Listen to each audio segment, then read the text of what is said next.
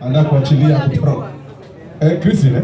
Okay. Tafadhali anaachilia pale wimbo wake namba ngapi huo Namba 2. Achilia. DJ. Pasua speaker kabisa. Pasua speaker. Tafadhali. Wamama oye. Wamama Ria. Wamama Tini. Kule. Haya. Bwana asifiwe. Bwana asifiwe. Bwana asifiwe. Sasa Mungu pia lazima tumsifu hapa ama namna gani?